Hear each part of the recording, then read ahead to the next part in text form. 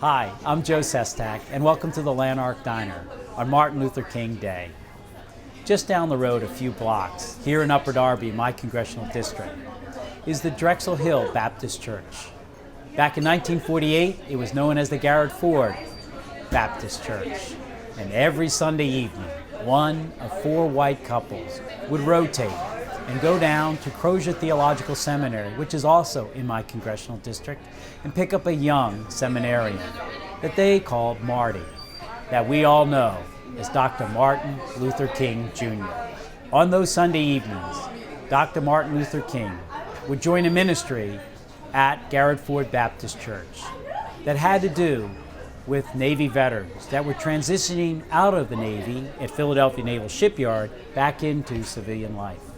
One evening, they asked Marty, Dr. Martin Luther King, if he would like to go to dinner with them here at the Llanerch Diner.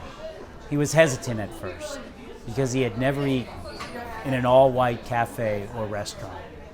He had grown up in the South, and he was now up here in Pennsylvania.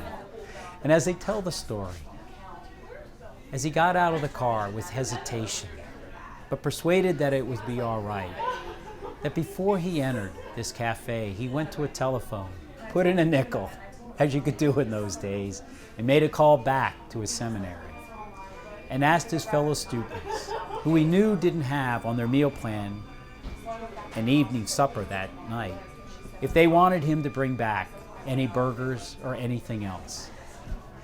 As I'm told the story by the pastor, as it was related to her, that even then, before he was enter his first meal in an all-white cafe, he thought of his fellow man. I actually think there's a larger story to what was related to me, that on the path to true integration, to true equality of all our fellow men and women, that there were many along that road who followed and worked with Dr. Martin Luther King and others.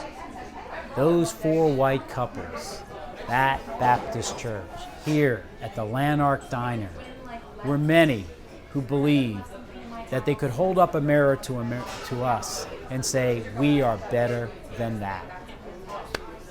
That's what Martin Luther King stood for. And that last mile, traveled by President Barack Obama, actually cemented what we all know about us.